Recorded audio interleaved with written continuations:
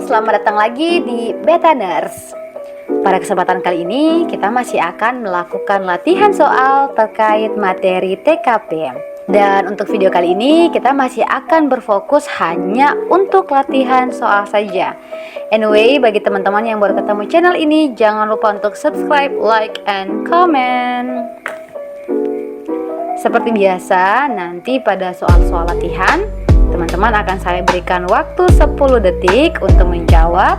Dan setelah 10 detik barulah saya akan membahas soal berserta dengan kunci jawabannya. Kalau begitu kita masuk kepada soal yang pertama. Anda adalah seorang anggota unit biasa. Saat ini unit Anda dihadapkan pada situasi rumit yang membutuhkan pengambilan keputusan saat ini juga dari pimpinan unit. Padahal pimpinan unit baru tiba di kantor 4 jam lagi. Sikap Anda adalah: option A, tetap menunggu pimpinan unit untuk datang. B, meminta rekan lain saja yang mengambil keputusan. C, bagaimanapun juga saya tidak bersedia mengambil keputusan karena hal itu berisiko tinggi bagi karir saya. D, saya akan mengambil keputusan untuk menyelamatkan kondisi rumit tersebut. Dan option E, saya menelepon dulu pimpinan lalu mengambil keputusan sesuai arahan pimpinan dan berdasarkan kondisi saat itu. Oke, saya berikan waktu 10 detik bagi teman-teman untuk menjawab. Setelah itu kita akan masuk kepada pembahasan dan kunci jawaban.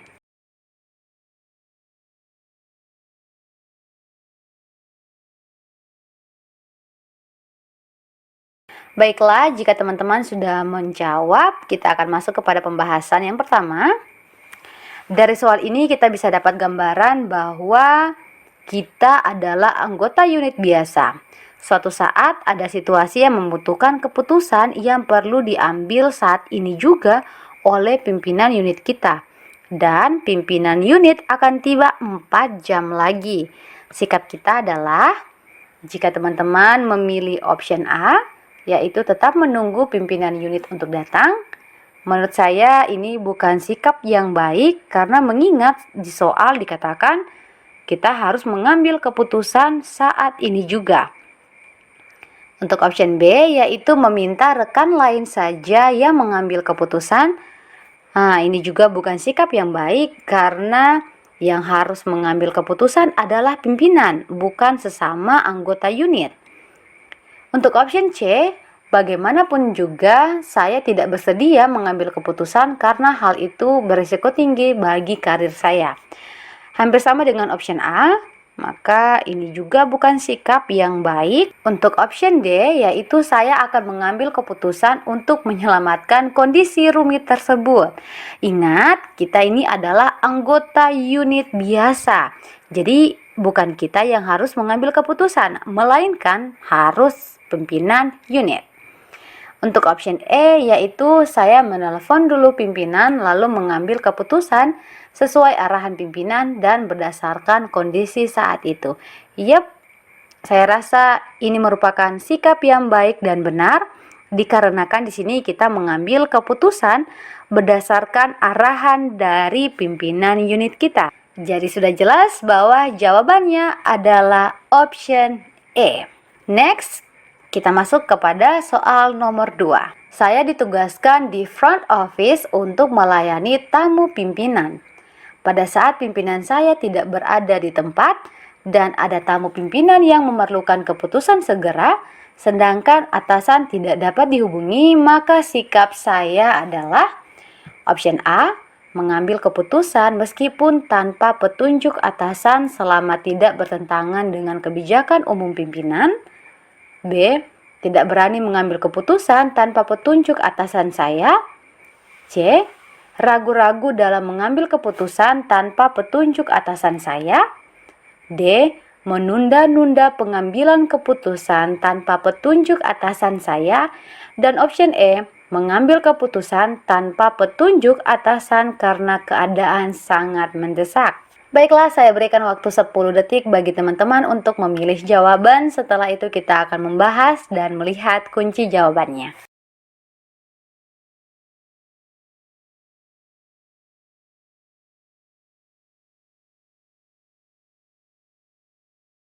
Oke, jika teman-teman sudah memilih jawaban, mari kita masuk dalam pembahasan. Dari soal ini kita bisa dapat gambaran bahwa kita bertugas di front office dan saat pimpinan tidak ada di tempat, ada tamu yang memerlukan keputusan segera dan atasan kita tidak dapat dihubungi.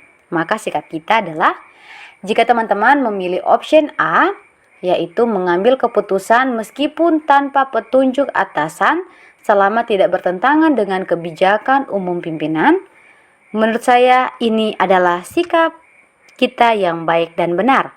Karena di saat tidak bisa dihubungi, kita bisa saja mengambil keputusan selama keputusan ini tidak bertentangan dengan kebijakan umum pimpinan kita. Berbeda dengan soal nomor 1 sebelumnya, di soal nomor 1 kita masih dapat menghubungi pimpinan kita. Tapi di soal ini pimpinan kita tidak dapat dihubungi, maka sikap kita yang tepat adalah mengambil keputusan yang pastinya tidak bertentangan dengan kebijakan umum pimpinan kita. Jadi saya rasa sudah jelas bahwa jawabannya adalah option A. Sedangkan untuk option B yaitu tidak berani mengambil keputusan tanpa petunjuk atasan saya, sudah jelas ini bukan jadi sikap yang seharusnya karena di soal dibutuhkan keputusan segera. Kemudian untuk option C yaitu ragu-ragu dalam mengambil keputusan tanpa petunjuk atasan saya. Ini juga bukan sikap yang baik karena lebih baik tidak usah mengambil keputusan daripada kita ragu-ragu. Untuk option D, menunda-nunda pengambilan keputusan tanpa petunjuk atasan saya rasa ini juga bukan jawaban yang tepat karena kita harus ingat dibutuhkan keputusan segera. Dan untuk option E, mengambil keputusan tanpa petunjuk atasan karena keadaan sangat mendesak. Ini bisa jadi jawaban yang baik asal seperti option E, yaitu harus sesuai dengan kebijakan umum pimpinan atau kebijakan umum perusahaan kita. Jadi, kita sudah bisa lihat jawabannya ialah option A. Next, kita masuk kepada soal nomor 3. Esok hari laporan pelayanan kepada masyarakat sudah harus diserahkan dan Anda harus melembur. Tetapi anak Anda sakit dan di rumah tidak ada siapa-siapa. Tindakan Anda adalah untuk option A, meminta izin kepada atasan tidak ikut mengerjakan. B, menunda mengerjakan laporan hingga besok. C, meminta izin untuk mengerjakan laporan di rumah dan memastikan esok hari selesai. D, meminta izin agar anak dibawa ke kantor. E, menyerahkan laporan kepada orang lain. Baiklah, saya berikan waktu 10 detik bagi teman-teman untuk menjawab. Setelah itu kita akan masuk kepada pembahasan dan kunci jawaban.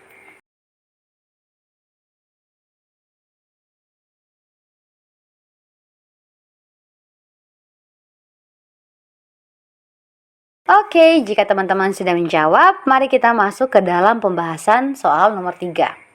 Dari soal ini kita bisa dapat gambaran bahwa kita dihadapkan dengan dua pilihan, antara harus lembur karena deadline laporan yang harus diserahkan dan anak kita yang sakit dan tidak ada siapa-siapa di rumah.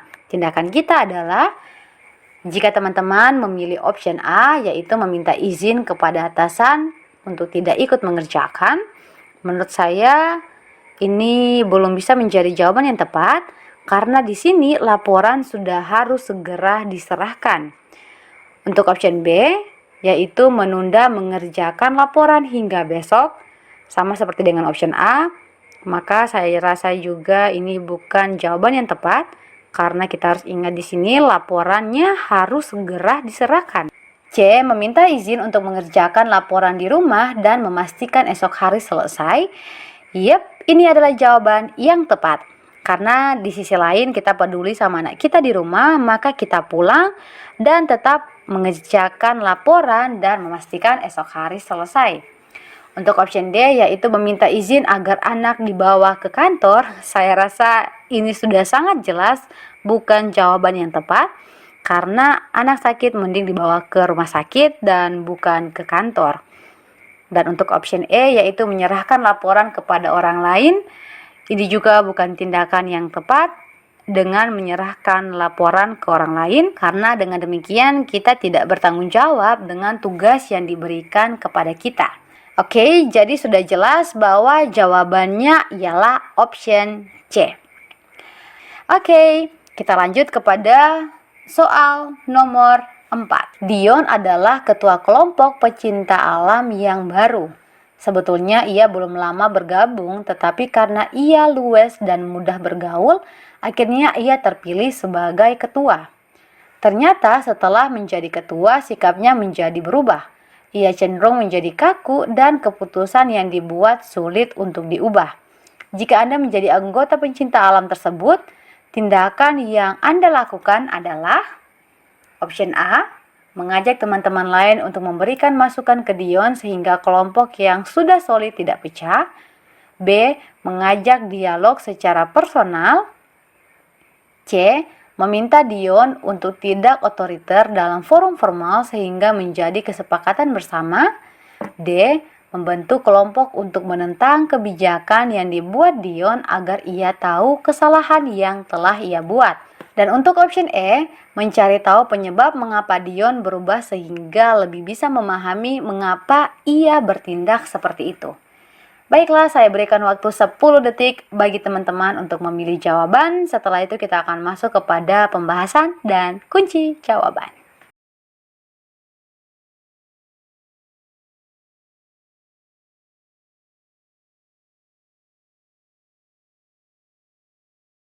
Oke, jika teman-teman sudah memilih jawaban, mari kita masuk ke dalam pembahasan soal nomor 4.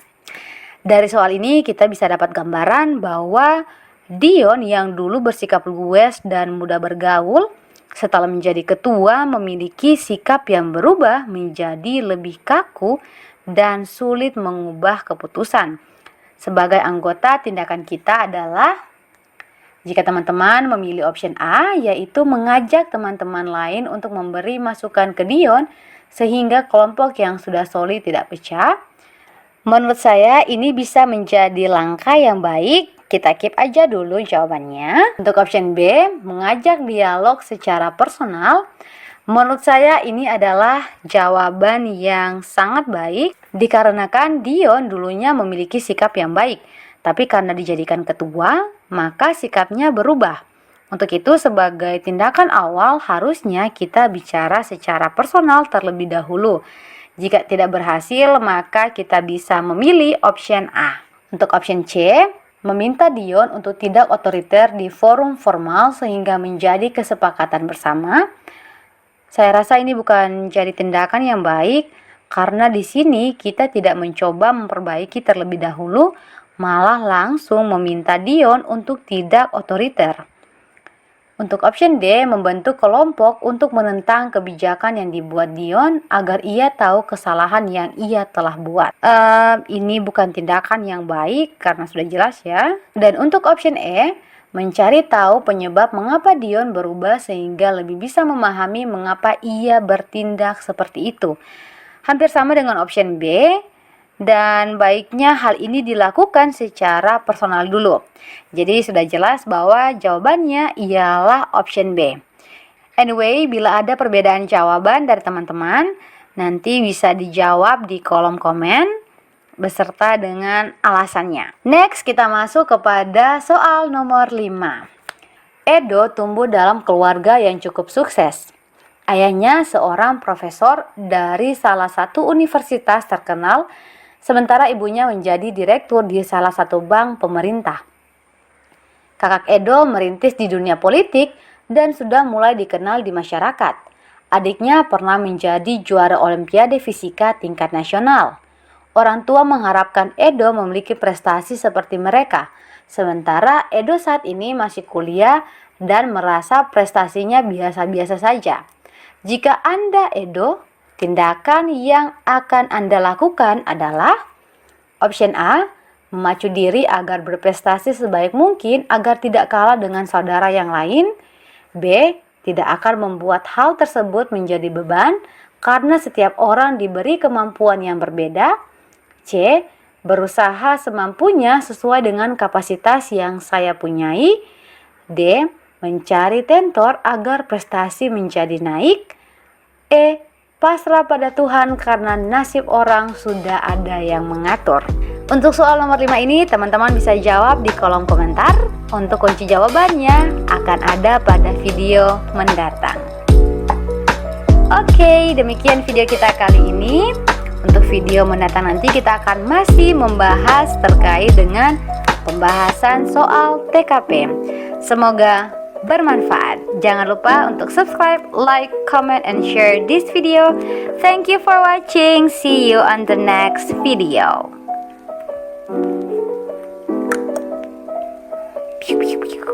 Sudah 2.